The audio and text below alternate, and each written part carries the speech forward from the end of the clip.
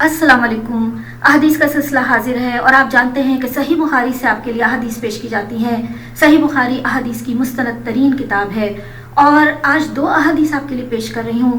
اسی وقت کے وقت کی احادیث ہیں، یعنی دنیا اور آخرت کی بھلائی کی احادیث ہے۔ وہ تمام پریشانیاں، بیماریاں، دکھ اور تکالیف جو انسان کو دنیا میں گھیر لیتی ہیں یا جس کا اسے خوف ہوتا ہے، ان سب سے بچنے کے لیے، یا کوئی مصیبت آ ہی جائے تو اس سے بچنے کے لیے حضور صلی اللہ علیہ وسلم نے جو دعا بتائی ہے وہ سنیے۔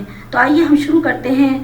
حضرت ابن عباس رضی اللہ عنہ تعالیٰ سے روایت ہے کہ حضرت صلی اللہ علیہ وسلم نے فرمایا کہ سختی اور مصیبت کے وقت وہ یوں فرمایا کرتے: لا الہ الا اللہ العظیم الحلیم، لا الہ الا اللہ رب العرش العظیم، لا الہ الا اللہ رب السماوات و رب الارض و رب العرش الکریم۔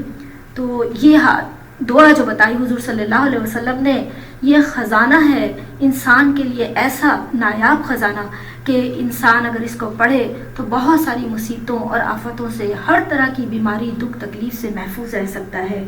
تو جو دوسری حدیث ہے وہ بھی میں آپ کے ساتھ پیش کرتی ہوں، اور وہ حدیث یوں ہے کہ حضور صلی اللہ علیہ وآلہ وسلم اکثر دعا فرمایا کرتے، اور یہ روایت صہیب انس بن مالک رضی اللہ عنہ تعالیٰ سے ہے، اور حضرت عبدالعزیز بن صہیب سے انہوں نے انس بن مالک رضی اللہ عنہ تعالیٰ سے روایت فرمائی ہے، اور انہوں نے کہا کہ حضرت محمد صلی اللہ علیہ وسلم یہ دعا فرماتے: ربنا آتینا فی الدنیا حسنۃ وفی الآخرۃ حسنۃ وقنا عذاب النار۔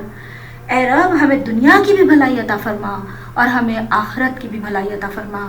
آپ یاد رکھیے کہ یہ وہ دعا ہے جو انسان کے لیے دنیا اور آخرت کی بھلائی ہے، اس میں دونوں کو یکجا کیا گیا ہے، دنیا کو بھی اور آخرت کو بھی۔